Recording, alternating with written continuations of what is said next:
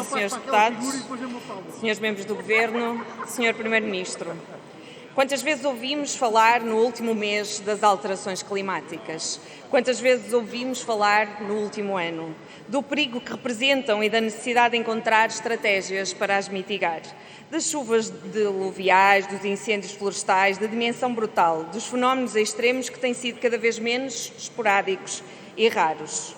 Setores cada vez mais amplos da sociedade ganham consciência da dimensão do perigo e da necessidade de lhe dar respostas. Mesmo sem alimentar projeções fatalistas, é necessário dar passos na boa direção.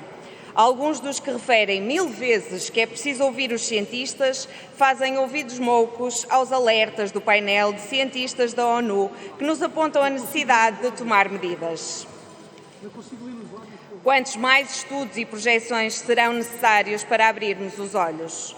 O Ministro do Ambiente foi à COP25 há 2 anos dizer que Portugal dava cartas nessa matéria e que regressaria rapidamente ao lugar destacado no Índice de Desempenho das Alterações Climáticas. De então para cá, o que vimos? Nós dizemos o que todos vimos. Vimos o apoio crescente à agricultura superintensiva e ao seu manto de consumos excessivos de água, de pesticidas, de fertilizantes químicos, de fitofármacos. Nem o drama que, por causa da Covid-19, envergonhou o país, expondo as indignas condições de vida de milhares de migrantes, quase escravos, que assentam estas explorações, fez mudar o Governo de rumo. Foi por isso que propusemos ao Governo o apoio reforçado à agricultura familiar, adequando as suas contribuições para a segurança social aos seus parcos rendimentos, ou estabelecendo uma estratégia de abastecimento de cantinas públicas por produtos oriundos deste tipo de agricultura. O Governo enche muitas vezes a boca com a defesa da pequena e média agricultura, mas nem esta segunda proposta, que não tem impactos orçamentais, quis aceitar.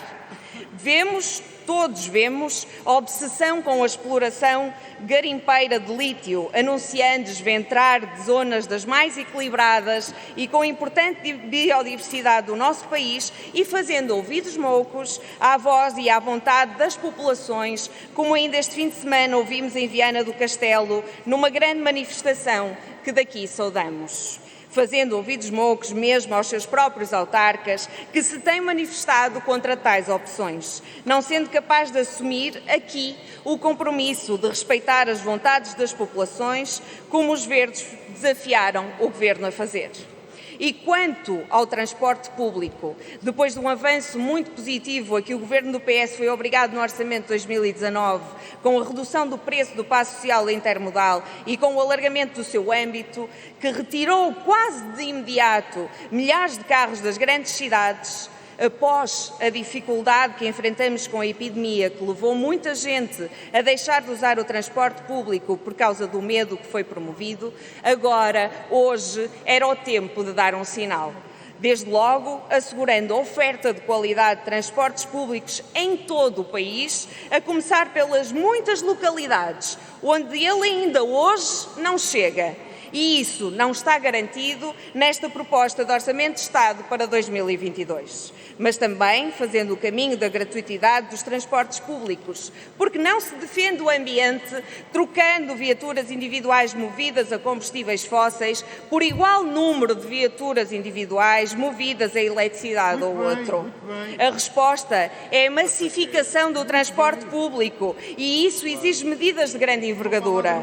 Por isso, propusemos ao Governo inserir na proposta de Orçamento de Estado para 2022 a gratuitidade dos transportes públicos para todos os jovens até aos 18 anos. Veja-se que não estamos a pedir tudo e se pedíssemos nem seríamos o primeiro país da União Europeia a assegurar essa gratuitidade total. Mas nós admitimos ir por passos comportáveis, uma vez que uma boa parte dos jovens já tem acesso ao passe escolar. Trata-se de generalizar a todos e alargar o seu âmbito. Era concluído, Sr. Primeiro-Ministro, mesmo a terminar, Sr. Presidente, É urgente que se iniciem estes passos importantes e é urgente que se comece pelos jovens, promovendo o uso do transporte público desde tenra idade, com impactos imediatos e para o futuro. E o Sr. Primeiro-Ministro, nem esse passo o Governo quis dar.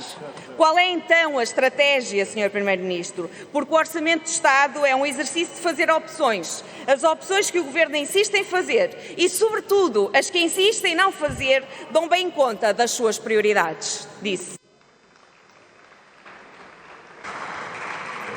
Obrigado, Sra. Deputada.